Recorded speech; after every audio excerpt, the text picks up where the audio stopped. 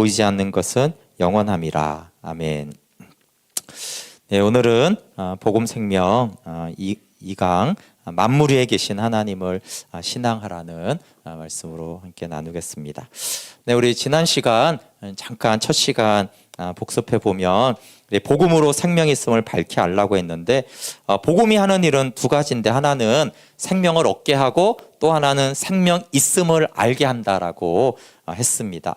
그래서 요한일서 5장 13절에 하나님의 아들의 이름을 믿는 너희, 그러니까 이미 생명을 얻는, 생명이 있는 너희에게 이것을 써는 것은 너희에게 영생이 있음을 알게 하려 한다고 그랬어요. 그렇죠? 그래서 생명이 없는 자는 생명을 얻어야 되고 생명이 있는 자는 생명이 있음을 알아야 돼요.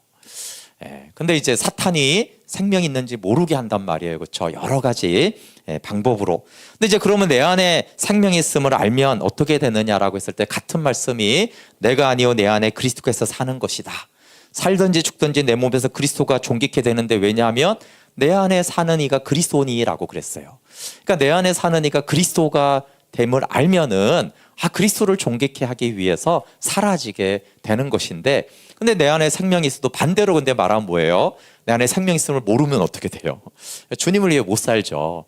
또 주님이 내 안을 통해 드러나야 되는데 내가 사는 것이 아니오라고 그랬는데 내가 사는 것이요가 이제 돼버리잖아요. 그렇죠? 그래서 이제 내 안에 생명이 있음을 알아야 되는데 어떻게 아느냐라고 했을 때 복음을 통해서 내 안에 생명이 있음을 분명히 알게 된다라고 디모데후서 10장 1장 10절에 말씀하셨어요. 그래서 복음이 생명을 환하게 보여준다, 환히 비춰준다, 드러내준다, 이 조명의 역할을 한다고 그랬어요. 그렇죠?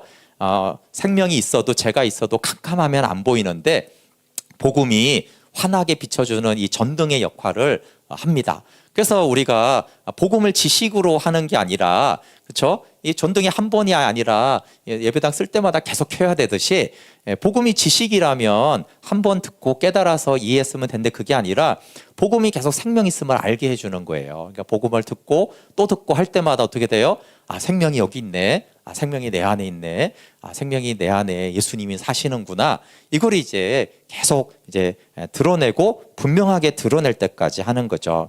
그래서 마귀는 도둑질하고, 그렇죠? 도둑질하고 죽이고 멸망한다고 했는데 뒤에 예수님은 생명을 얻게 하고 더 풍성히 얻게 하는 거니까 마귀가 도둑질하는 건 생명이라고 그랬잖아요. 그렇죠? 근데 이 생명을 없애지는 못하고 그 도둑질한다는 거는 우리 안에 생명이 있음을 모르게 하는 거예요. 예수님이 내 안에 계시고 있으면 나와 함께 하는 거를 모르게 하는 게 이제 도둑질하는 거거든요. 그러니까 생명 도둑질을 당하면 예수님이 나와 함께 하는지를 모르게 되는 거예요. 그게 이제 지나치다 보면 이제 죽잖아요. 그렇죠? 신앙이 죽은 자와 같이 되는데, 그래서 성령님은 복음을 통해 생명 있음을 보이시고 마귀는 생명 있음을 모르게 합니다. 그래서 요한복음 20장 31절에도 기록 목적이 복음을 믿게 하고 현재형이라고 그랬어요. 그렇죠? 그래서 현재 진행형으로 계속 믿어서 어떻게 돼요? 계속 생명을 얻어야 된다. 이 말은 계속해서 내가 안에 생명이 있음을 안다라는 것과 같은 의미예요. 그래서 계속해서 항상 내 안에 예수 생명이 있음을 아는 상태가 되게 하려고 요한복음을 기록한 거예요. 왜냐하면 요한복음도 믿는 자들에게 쓴 복음서거든요. 생명이 있는 자에게 항상 생명이 있음을 알게 하려고 그 생명을 얻는다라는 것으로 표현을 했습니다. 네, 성령님이 복음을 통해서 하기 때문에 성령님이 일하기 좋은 마음은 낮은 마음이기 때문에 마음 가죽을 벗기고 복음을 통해서 보게 합니다. 네, 오늘은 그렇게 하지 못하게 하는 요소들, 20세기 신학에 나타난 세 가지 부류가 이제 만물 안에 갇힌 신앙을 우리가 만들었는데, 20세기의 신학의 아주 중요한 논점은 신앙의 출발이 계시인가 상황인가 하는 거였어요. 그러니까 불토면이라는 사람이 나타나서 신앙의 대상은 예수님이 실제로 역사적으로 존재했냐가 아니라 그분이 선포한 메시지가 중요하다, 이렇게 얘기를 했는데, 이제 장점은 이제 현재 예수님이 가르치신 십자가와 부활의 삶을 살아야 된다, 이 면에서는 이제 좋았지만 내가 마음대로 그리스도를 만드는 문제가 생기게 했어요. 그리고 이제 1973년에 방콕의 WCC라는 이제 그리스도인의 주제가 오늘날 구원이 무엇인가라는 것들을 가지고 했는데, 그때 전통적으로는 구원은 죄로부터의 구원이었잖아요. 근데 이때는 상황으로부터의 구원이다라는 것들이 많이 강조가 되어졌어요. 물론 나쁜 의도로 그렇게 한 건 아닙니다. 성교 확장에는 이게 많이 도움이 됐어요. 그렇지만 본질, 신앙이 성경이 말하는 계시가 아니라 인간의 상황이 중요하고 그 상황으로부터 건져내야 된다라는 것들이 이제 중요하게 대두가 됐습니다. 근데 우리의 인간의 마음이 하나님을 상황의 해결자로 원하고 말씀도 자꾸 내 상황을 해결하는 도구화시키는 경향이 있는데, 이런 것들이 이제 더 부추긴 거죠. 안 그래도 하나님을 이용하고 싶은데 하나님을 이용해도 된다라는 어떤 그런 신학적인 백그라운드를 좀 제공해 줬어요. 그런 경향이 어떻게 우리 가운데 나타나냐 하면은, 그러니까 상황이 잘 해결되면은 믿음도 좋고 하나님께 복받은 사람으로 여겨지는 것이 되는 거예요. 죄로부터 구원받고 예수님과 연합된 사람이 신앙이 좋게 여겨져야 되는데, 만사가 형통하고 문제가 해결되어지고 복을 많이 받고 그러면은 저분은 신앙이 참 좋고 하나님께 복 받았다, 이렇게 이제 여겨지는 그런 흐름이 생겼습니다.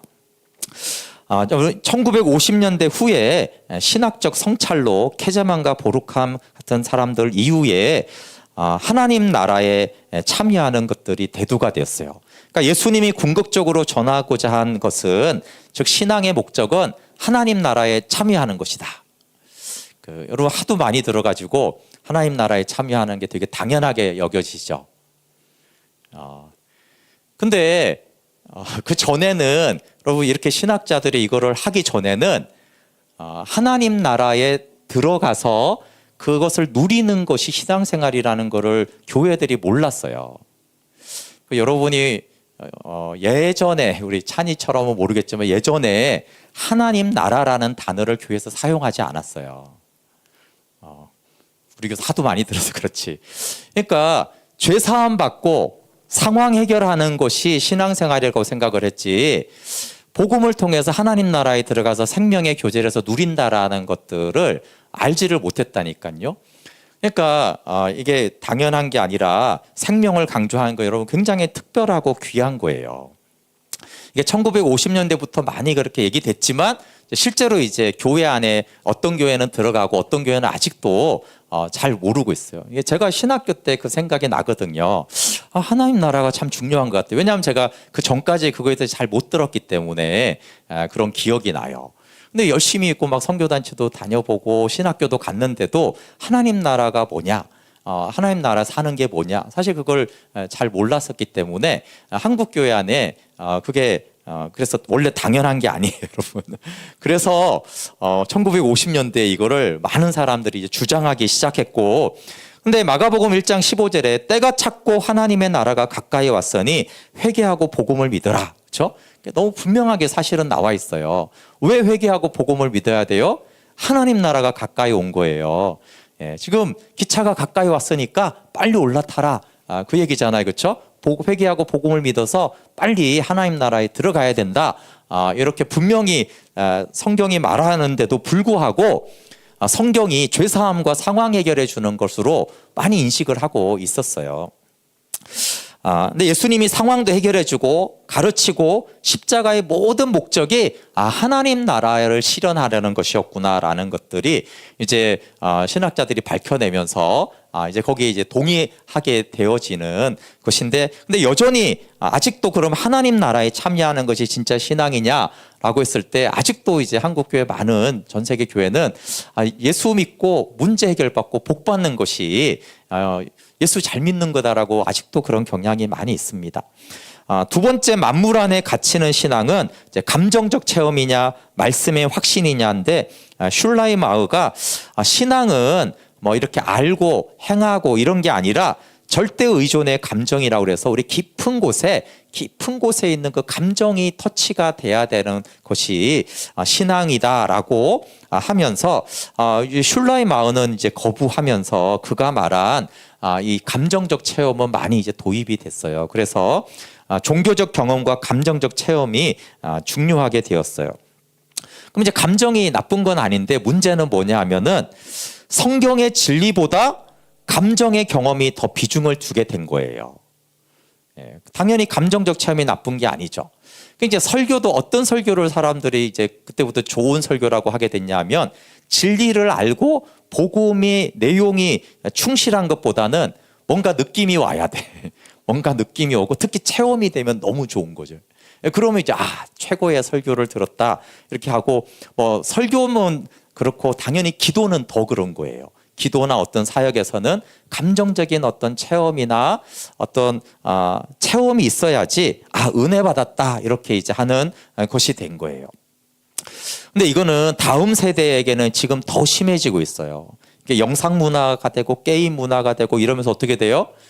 네. 이게 꽤 오래전 얘기인데 저희 교회에서 이제 다음 세대가 이제 말씀을 아침부터 밤까지 듣는 곳에 보냈더니 너무 힘들었다는 거예요. 그래서 왜 힘들었냐? 말씀이 안 좋았냐? 말씀이 너무 좋았대요. 근데 왜 안 좋았냐? 그랬더니 재미가 없었대요.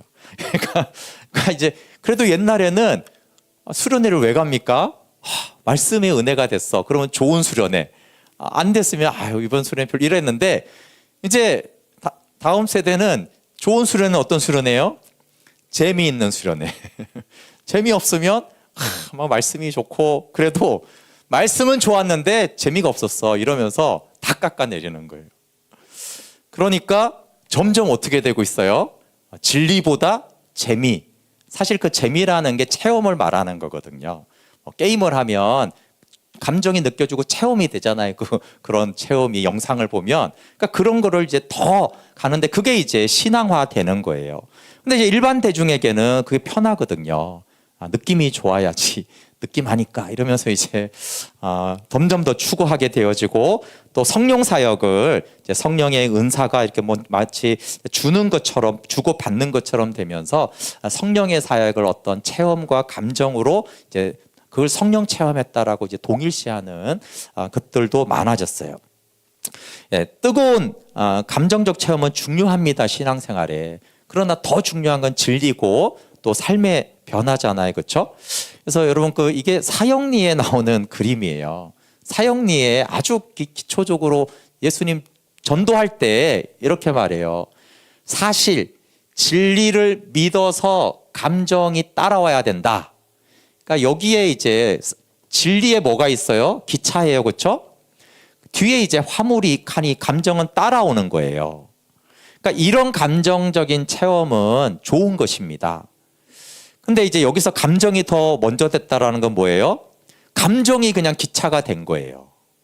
감정이 앞에서 끌고 가는 거예요. 진리를 오히려 끌고 갑니다.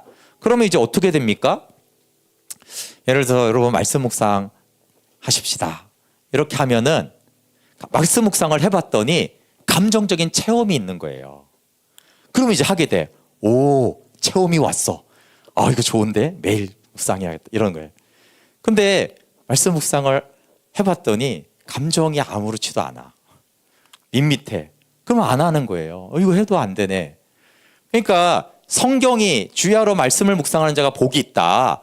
뭐 여호수아부터 계속 다윗도 나오잖아요, 그렇죠? 그래서 하나님이 말씀이 이렇게 하라고 하는구나라고 해서 하는 것보다는 그러면 안 해요. 근데 감정이 체험이 되면 해 그때부터. 기도합시다. 기도했는데 성경이 기도하라고 하잖아요, 그렇죠? 그러니까 말씀을 믿고 기도를 해야 되는데 기도를 해서 체험이 있으면 그때부터는 막 기도를 계속 나와. 근데 기도했더니 체험이 없네. 그럼 이제 나오다가 안 나와. 그러니까 이제 뭐가 앞이에요? 진리를 믿어서 감정은 체험이 되는 경우는 많습니다, 그렇죠? 기도하다가 보면 감정이 체험되기도 하고 말씀대로 하다가 보면은 감정이나 어떤 체험들이나 역사들이 나타나긴 하는 건 사실인데 요즘에 우리의 현상들은 그렇지 않다고요. 감정이 앞에 있거든요. 그 감정이 생기면 진리를 행해. 그렇죠? 근데 감정이 안 생기면 성경이 뭐라고 그러든 상관없어. 감정이 안 생기면 성경이 뭐라고 그래도 나는 안 할 거야. 이렇게 하는 것들이 그러니까 이제 이 전도가 된 거예요. 그래서 감정이 중요하냐, 말씀이 중요하냐, 그래서 감정이 중요한 자리를 차지했어요. 근데 참된 신앙은 감정 체험이 없어도 말씀으로 하나님이 함께 하심을 믿는 거예요. 여호수아에게 그랬잖아요. 네가 말씀을 묵상하고 말씀을 가지고 정복하라고 그랬지 언제 감정과 체험을 가지고 하라고 그랬어요. 여리고를 도는 거 우리 잘 알잖아요. 그 7바퀴를 돌 때 감정과 체험으로 그거 할 수 있어요? 아니잖아요. 그렇죠? 아무런 감정, 벽은 끄떡해요. 아무렇지도 않아. 근데 감정도 체험도 없는데 말씀을 믿은 거잖아요. 그렇죠? 그러니까 하나님은 네가 말씀을 믿어야 된다라고 말하고 있는데 오늘날에 이상하게 이것이 이제 교회 안으로 들어오면서 감정과 체험을 자꾸 믿으려고 하는 거예요. 감정과 체험을 믿어서 어떻게 여리고 그 성벽이 무너지겠어요. 가나안을 정복할 수 없어요. 감정과 체험만으로는. 물론 이제 순종하니까 무너졌다라는 체험이 따라오는 건 사실이잖아요. 그렇죠? 그렇지만 때로는 순종했더니 체험이 안 따라오는 적도 있어요. 그래도 믿음으로 가는 것이 진짜 신앙인 것인데 그러니까 하나님이 나를 버린 것 같아도 묵상하고 예배하고 기도해야 되는데 그게 참 믿음인데 이게 이제 전도가 되었어요. 세 번째 만물 안에 갇힌 신앙은 인간을 위한 기독교와 하나님을 위한 기독교에서 점점 인간을 위한 기독교가 됐어요. 포이에르 바흐라는 사람은 별로 안 유명한데 이 포이에르 바흐라는 사람이 프로이드와 칼 막스에게 영향을 많이 줬어요. 그래서 이제 공산주의 그 태동하는데 영향을 미친 사람인데 포이에르 바흐가 이렇게 말을 했어요. 그러니까 하나님은 인간이 자신의 유한성의 한계를 초월하고자 투사한 거다. 그러니까 인간이 연약하잖아요. 그러니까 되고 싶은 그 이상을 하나님으로 만들어 놓고 그렇게 해서 자기 위안을 삼는 거다. 그래서 이제 막스가 그걸 이제 그것을 환상적인 자기 투사라고 하다가 이제 종교는 아편이다 이렇게 말을 하는데 이 사람이 하고 싶은 요지는 이건데 인간이 하나님을 만들었다는 거, 인간의 약함을 보완하기 위해서 인간이 만들었어요. 그러니까 하나님은 인간을 위한 거잖아요. 그렇죠? 그래서 이제 인간이 하나님을 만들었고 이때 하나님은 인간을 위해 존재한다. 무신론은 거의 이 흐름을 따라갑니다. 이 사람의 영향 때문에. 예. 여러분 기독교인들은 이걸 들으면 반감이 들어요. 보세요. 인간이 하나님을 만들었고 이때 하나님은 인간을 위해 존재한다. 반감이 들잖아요. 그 왜 인간이 만들었어? 하나님이 우리를 만들었지. 그런데 현실은 어떠냐 하면은 기독교의 현실은 인간을 위한 신앙을 만연해요. 근데 인간을 위한 신앙이라는 거는 원래 무신론자들이 하는 말이에요. 그냥 인간이 하나님을 만들었으니 그 하나님은 인간을 위해 존재한다라는 거예요. 그럼 반대로 하나님이 우리를 만들었으면 하나님은 하나님을 위해 존재해야 되잖아요. 그렇죠? 그러니까 기독교가 인간이 하나님을 만들었으면 기독교는 인간을 위한 종교가 돼야 되고 만약에 하나님이 인간을 만든 것이 사실이라면 하나님을 위한 기독교가 돼야 된다라는 거예요.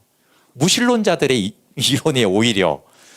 그런데 우리는 하나님이 우리를 만들었다고는 믿지만 자꾸 우리를 위한 하나님을 자꾸 하는 거예요. 그래서 틀린 말은 아니지만 나를 위한 십자가, 문제 해결, 소원 성취, 삶의 질의 개선을 해줘야 되는 하나님. 그래서 내 소원, 내 문제 안 해주면 하나님 왜 그러시냐고 막 대들고 원망하는. 왜 그래요? 하나님은 나를 위해 존재해야 되는데 왜 내 문제를 해결해 주지 않느냐라고 불평하고 원망하는 거예요. 전도하고 선교하는 것조차 종교적인 의를 나를 위해서 하는 경향이 많아요. 네, 여러분 하나님이 나를 만드셨으면 하나님을 위한 신앙이 돼요. 골로새서 1장 16절에 그걸 말하는 거예요. 만물이 예수 그리스도에게서 창조됐잖아요. 그렇죠? 보이는 것과 보이는 모든 것들이 다 예수 그리스도로 말미암았고 예수 그리스도를 위하여 창조됐다라는 거예요. 그러니까 그분이 우리를 창조했으면 우리가 창조주를 위해서 우리가 만물이 존재하는 것이 맞는 거죠. 예수님도 누구든지 나와 자기 목숨을 구원하고자 하면 잃고 누구든지 나와 복음을 위하여 자기 목숨을 잃으면 구원하리라. 그러니까 오히려 하나님을 위한 신앙을 가지게 되어지면 하나님이 구원을 베푸신다라고 말씀하고 있어요. 테스트하는 방법은 간단합니다. 우리가 무덤과 광야에 들어갔을 때 낮아져서 말씀으로 사는지 아니면 원망하고 이럴 거면 왜 믿어? 하나님 나를 왜 이렇게 힘들게 하는 거야? 뭐하러 기도해? 이런 것들은 이제 나를 위한 기독교죠. 그리고 이제 세 가지 신관이 리처드 니보가 이렇게 했는데 좀 생각할 부분이 있어요. 다신론은 모든 신의 가치가 동등하다라고 해서 이걸 받아들이면 기독교인들도 다원주의가 됩니다. 이렇게 믿으나 저렇게 믿으나 구원받을 수 있다. 근데 이거는 이제 별로 없는데 일신론이 문제예요. 일신론이 어떤 거냐면 내가 믿는 신이 다른 신보다 우월하다라는 신관이에요. 그러니까 이제 내가 믿는 신이 더 우월하니까 다른 신을 배척함으로써 이게 종교 간의 갈등과 대립이 심해지는데 니보가 이런 말을 했어요. 서구는 기독교를 일신론으로 여겨가지고 서구 정복사를 통해서 최고신으로 강요했다라는 거예요. 일리가 있죠? 마치 우리 서양이 믿는 기독교의 하나님이 최고의 하나님이야. 그러면서 제국주의를 하면서 너희들도 이런 신을 믿어야 돼. 우월한 것처럼 했다라는 거예요. 근데 니보가 말하는 거는 성경의 하나님은 일신론이 아니라 유일신론이라는 거예요. 유일신. 유일한 하나님이다라는 거예요. 다자를 초월하는 신, 우리가 쓰는 만물 위에 계신 하나님인데 이 유일하다는 것은 하나라는 개념이 아니라 무궁하고 존재의 기원이다라는 뜻이에요. 근데 요한복음 17장 3절에 영생은 곧 유일하신 참 하나님과 그가 보내신 자 예수 그리스도를 아는 거잖아요. 그렇죠? 그래서 우리가 알아야 될 하나님은 당연히 다신론은 아니고 일신론의 하나님이 아니고 유일하신 하나님을 알아야 되는데 그 하나님은 우리 하나님은 이슬람보다 뛰어나다, 불교보다 뛰어나다 그런 게 아니라는 거예요. 예. 그런 개념이 오히려 일신론의 개념이라는 거예요. 기독교가 불교보다 낫잖아. 우리 하나님이 부처보다 더 나아. 공자보다 낫잖아. 이런 개념이 일신론의 개념이라는 거예요. 근데 오히려 이거는 자꾸 논쟁하고 다투고 심해지면 지배해야 된다라고 생각을 하는데 그게 아니라 성경의 하나님은 그 모든 이 신들 위에 거하는 초월의 오직 만유 위에 만물 위에 하나님이다라고 하는 거예요. 그래서 영생은 그 유일하신 만물 위의 하나님을 아는 것입니다. 그래서 만물 위에 계신 하나님을 신앙하라고 오늘 제목인데 상황 해결과 감정 중심과 인간 중심의 신앙의 문제는 만물 안에 갇힌 신으로 여기고 다른 모든 종교들이 왜 믿냐 하면은 사실 이 세 가지를 위해서 믿는 거예요. 상황을 해결하고 감정적인 종교적인 체험을 하고 싶고 그다음에 삶의 질을 개선하고 싶어서 종교를 다 믿는 거거든요. 그러니까 이제 일신론처럼 우리가 믿게 되는 거예요. 그러면 다른 종교도 우리도. 우리가 믿는 하나님은 만물 위에 계신 유일하신 참 하나님이고 그분은 만물 위에서 만물을 다스리시는 분이시죠. 네. 키에르케고르가 이런 말을 했는데 철학자들은 말을 이렇게 어렵게 해요. 어쨌거나 만물을 초월하여 계신 영원의 하나님과의 만남이 참 신앙이다. 어쨌든 참 신앙은 만물을 초월하여 계신 영원한 하나님이고 그 하나님과의 만남으로는 인간의 시간으로는 한 점이지만 그것이 영원의 하나님과의 만남인 한 그 만남은 영원한 순간이며 영원으로 통합된다. 영원하신 하나님을 만나면 우리가 영원으로 들어가고 우리도 영원한 삶이 된다라는 것이고 그것이 우리가 누리는 그리스도 안에 누리는 영원한 세계라고 했어요. 네. 그럼 조나단 에드워즈는 신앙의 본질과 기초와 핵심을 천지창조의 목적이라는 책에서 하나님의 영광을 보는 것이 우리의 창조된 목적이다. 아까 그 세 가지가 아니라 하나님의 영광을 보는 것이고 제가 늘 소요리 문답 1문 가장 이제 신앙의 기본 뭐냐라고 해서 사람이 제일 되는 목적은 하나님을 영화롭게 하고 하나님으로 말미암아 영원토록 즐거워하는 것입니다. 그 만물 위의 하나님을 보는 걸 말하고 존 파이프가 조나단 에드워즈를 해서 기독교 기쁨주의가 이분의 아주 목회의 모토인데 우리가 하나님을 최고로 즐거워할 때 하나님은 우리 안에서 최고로 영광을 받으신다. 그러니까 하나님으로부터 오는 존재물이 아니라 하나님 자신을 우리가 즐거워하고 기뻐할 때 하나님이 최고로 영광을 받으시고 우리 또한 가장 기쁨이 충만하다라고 말하고 있어요. 그러면 뭐 상황 해결, 감정 체험, 인간을 위한 하나님은 완전히 잘못되었나? 그렇지는 않습니다. 아까 말한 대로 이 부분은 전도와 연약한 인생을 위해서는 필요합니다. 하나님 우리를 아까 아버지라고 했으니까 아버지는 우리의 연약함을 도우시잖아요. 그렇죠? 부모가 자녀의 문제를 해결해 줍니다. 그리고 이제 안아주면서 감정적으로도 따뜻한 보금자리를 주듯이 주님은 우리를 그렇게 도우시고 일하세요. 대표적으로 오병이어 기적이 배고프니까 떡을 줬잖아요. 그렇죠? 그렇지만 우리의 문제와 이스라엘의 문제는 뭡니까? 예수님은 긍휼을 베푸셔서 떡을 주었지만 계속 떡만 추구하는 유대인들을 굉장히 책망했잖아요. 그렇죠? 그러니까 이것들은 제거돼야 될 거는 아닌데 계속 이것만 다고 하는 것들은 책망입니다. 그러니까 믿지 않거나 영적인 어린아이의 성장을 위해서는 하나님이 이것들을 주시고 우리에게는 필요한 부분입니다. 그러나 계속 여기에만 머물고 떡을 받았으면 예수님을 사랑해야 되는데 떡을 받은 다음에 또 떡 달라고 또 떡 달라고 그래서 왕 삼고자 했잖아요. 그렇죠? 그러니까 거기에만 머무는 것은 분명히 책망받을 일입니다. 그래서 예수 믿고 받은 참된 복은 오병이의 떡 한 덩이를 먹는 것이 아니라 생명의 떡을 먹는 것이고 만물 위의 하나님을 보는 것입니다. 그래서 요한일서가 믿는 너에게 생명이 있음을 알게 하려고 한다고 그랬잖아요. 그렇죠? 믿는 너에게 상황을 해결해 주고 싶다 이렇게 하지 않고 믿는 너에게 생명이 있어. 이게 가장 좋은 복이니까 이것을 알게 해주겠다고 말씀하십니다. 그래서 통합된 성경적 신앙은 먼저 만물 위에 하나님이 만물 안에 계신다라는 거예요. 그러니까 하나님도 한 분이신 에베소 4장 6절에 만유의 아버지라 만유 위에 계시고 만유를 통일하시고 만유 가운데 계시잖아요. 그렇죠? 근데 먼저는 만물 위에 계신 그 하나님이 근데 만유 가운데 계시니까 어떻게 돼요? 그분이 우리를 도우시죠. 그래서 우리는 영적인 체험도 하고 주님이 우리를 도우셔서 우리가 응답받기도 합니다. 근데 그분이 만물 위에서 계신 분이 만물 안을 다스린다는 걸 알아야 되지 만물 안에 갇힌 하나님은 아닌 것입니다. 그리고 예수님과 사도들을 보면은 이 세 가지를 구하는 사람이 있고 세 가지를 베푸는 사람은 좀 다릅니다. 그러니까 사도들을 보시거나 예수님을 보면은 예수님이나 사도들은 제 상황을 해결해 주세요. 제가 체험 좀 하게 해주세요. 제 삶이 좀 더 나아지게 해주세요. 이렇게 구하지는 않았어요.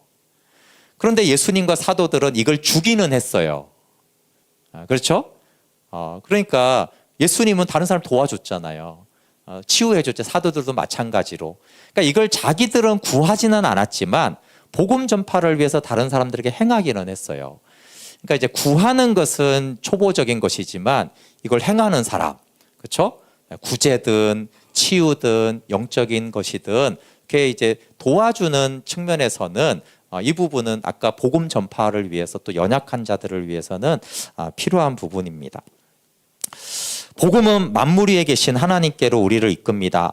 영생을 알기 전까지 우리는 존재물을 찾게 돼요. 그걸 이제 야곱의 우물로 다시 목마르다고 했는데 상황을 감정 체험이나 은사나 삶의 질의 신앙 향상하거나 사역에 몰입하는 것은 다 존재물 신앙인데 폴틀리도 이런 말을 했습니다. 만물 안에서 열심히 신앙생활을 하면 두 가지 증상이 나타나는데 첫 번째는 인격이 붕괴되고 두 번째는 영적으로 목마르다 그랬어요. 그래서 열심히 신앙생활을 할수록 어떻게 된다고요? 인격이 붕괴돼요. 교만해지는 문제가 나타납니다. 어떻게 할 때? 만물 안에서 열심히 할 때. 두 번째는 열심히 하는데 이상하게 내 영혼은 더 목마르고 왜 더 이렇게 옛날보다 더 이렇게 뭔가 안 채워지는 것 같지라는 두 가지 형상이 나타납니다. 존재이신 하나님을 우리가 만날 때 또 하나는 율법주의와 세상 정신을 극복하게 됩니다. 우리가 만물 안에 하나님을 만나면 세상적인 사람이 되거나 율법주의가 됩니다. 근데 이 둘은 굉장히 반대잖아요. 그렇죠? 굉장히 세속적인 사람과 굉장히 율법적인 사람이 굉장히 다르게 사는데 사실은 다 만물 안에 하나님을 신앙하기 때문에 육신적이고 율법적인 거예요. 만물 위에 하나님을 신앙하게 되어지면 세상을 사랑하지 않고 율법적이지 않게 되어집니다. 성령으로 봉사하게 되어지죠. 예수님의 십자가는 만물 위에 하나님께로 들어가는 영생의 문입니다. 우리 히브리서 10장 19절 20절 한번 읽어볼게요. 시작.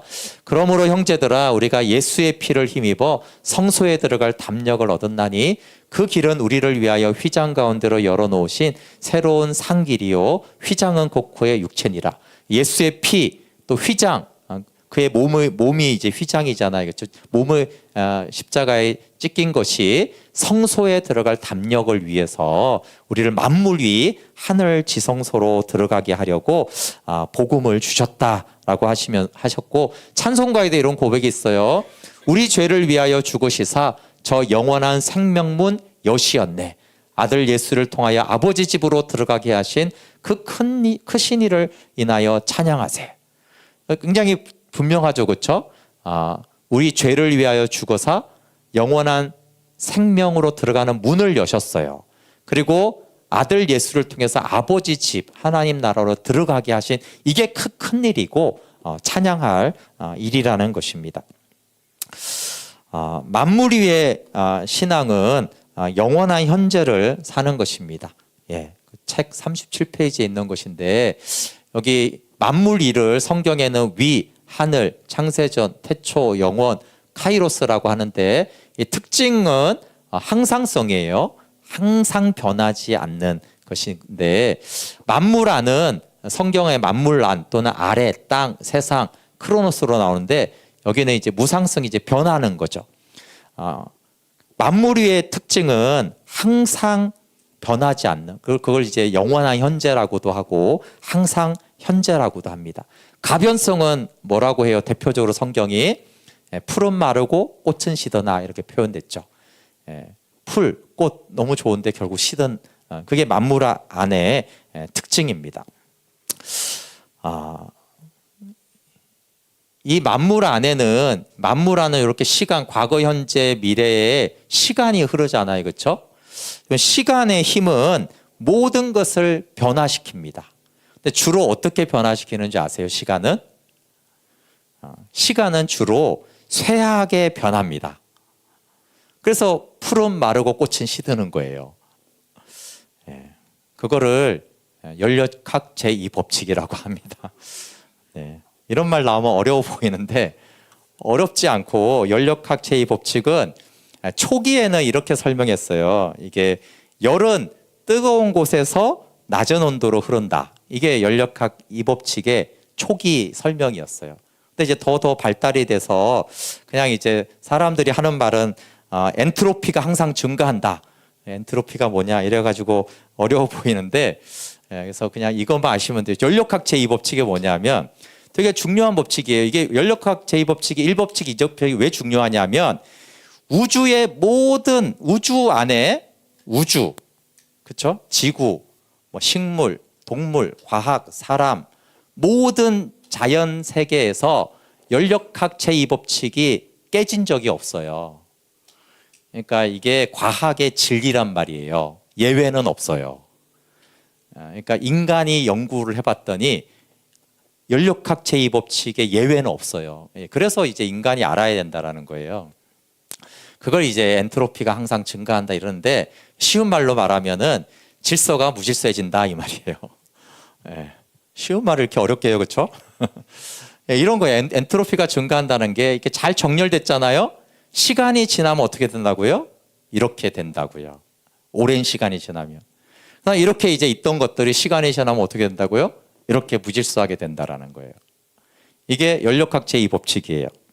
아까 이 말한 대로 이게 어디는 통하고 어디는 안 통하면 별로 안 중요한데 아직까지 인간은 이거를 예외를 발견하지 못했어요. 그래서 우주는 종말을 맞이할 거라고 과학자들은 믿어요. 왜 그래요? 엔트로피가 증가되겠어요, 시간이. 우주는 언젠가 시간이 많이 지나면 어떻게 돼요? 우주가 이렇게 된 상태에서 이렇게 될 거라는 거예요. 이게 이제 종말이거든요.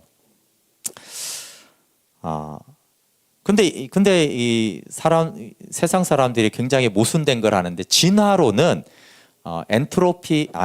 진화론은 연력학 제2법칙의 예외입니다.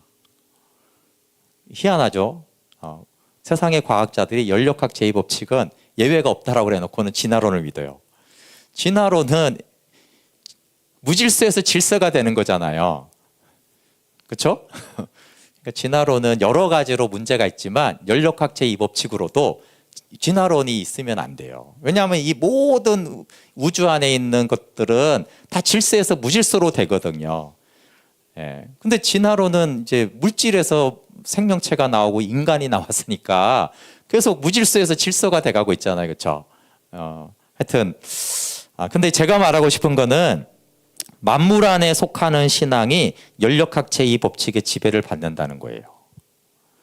과학자들이 연력학 제2법칙은 모든 우주 안에 있는 모든 것은 다 질서에서 무질서로 간다라고 했는데 그게 만물 아니잖아요. 그렇죠? 우주 안에 있는 모든 것들, 인간 사업까지 해서. 근데 신앙도 그래요. 우주 안에, 만물 안에 있는 신앙도 엔트로피가 증가하게 돼 있어서 질서에서 무질서로 가요.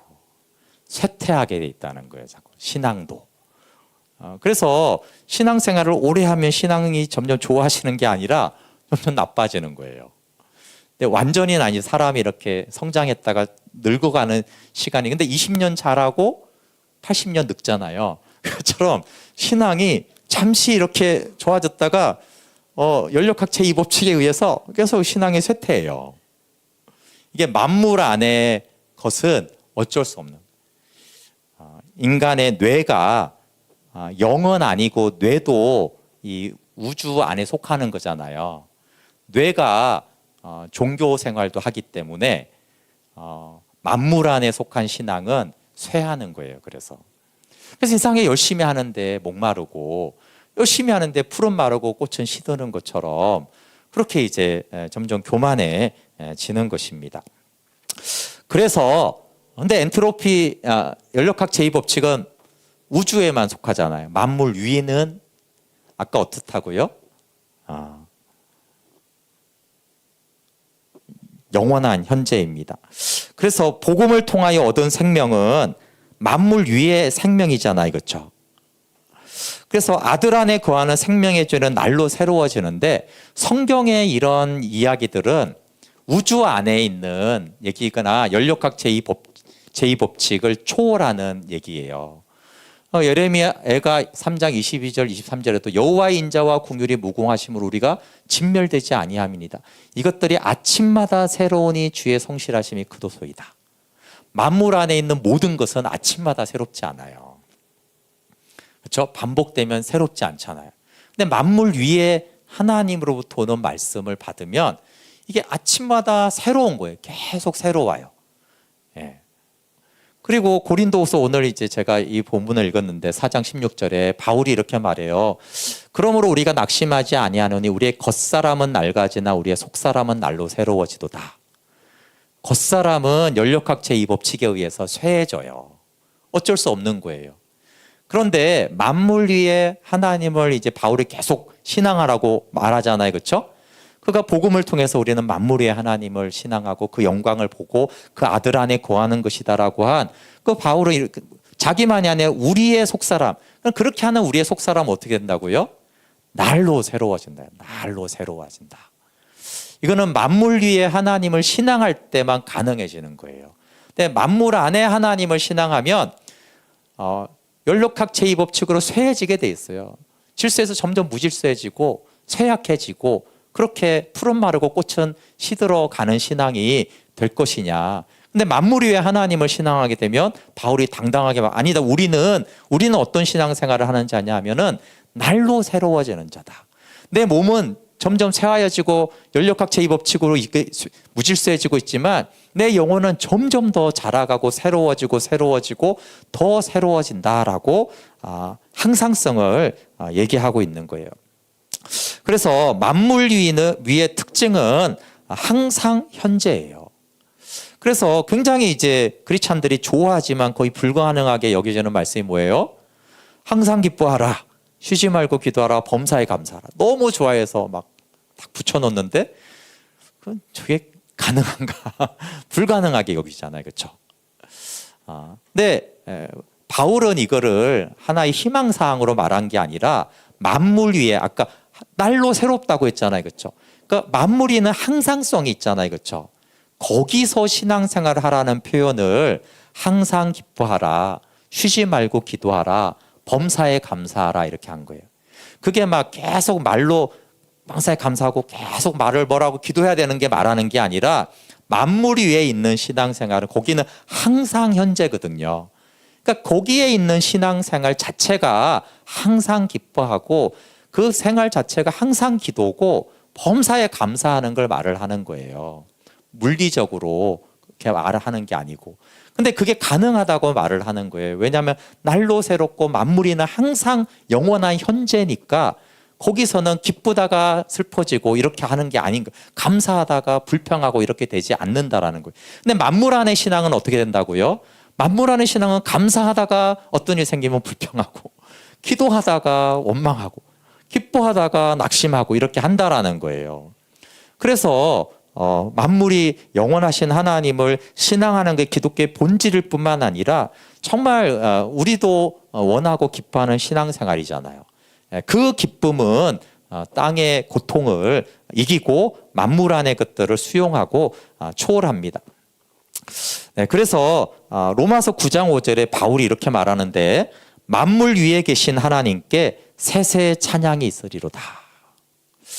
저는 사실 이 찬양이 이렇게 찬양한 적이 없어요. 근데 바울이 이 찬양을 보고 바울은 만물 위에 계신 하나님을 얼마나 잘 알았으면 만물 위에 계신 하나님께 세세의 찬양이 있으리로다 그런 거예요. 그러니까 하나님이 만물 안에 있지 않다라는 게 바울은 너무 기쁘다는 뜻이거든요. 찬양한다는, 세세의 찬양한다는 뭐예요? 우리 하나님이 만물 안에 있지 않고 만물 위에 계시다는 것이 얼마나 감사하고 찬양하고 기뻐할 일인가 이렇게 찬양을 하는 거예요. 그래서 만물 위에 계신 하나님께 세세 찬양이 있을지어다. 항상 현재로 존재하게 하시는, 우리는 쇠하고 푸른 마르고 꽃은 시들 수밖에 없는 이 인생을 항상 현재로 새롭게 하시는 만물 위에 계신 하나님을 세세 찬양할지로다. 이렇게 로마서 9장 5절에 찬양하거든요. 그래서 우리도 만물 위에 하나님을 신앙하면서 우리 하나님이 만물 위에 하나님인 것이 얼마나 좋고 감사한가 이렇게 찬양하는 자 되기 원합니다.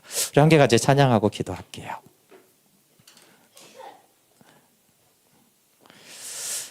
네, 우리 주의 음성을 내가 들으니 사랑하는 말일세 이 찬양하면서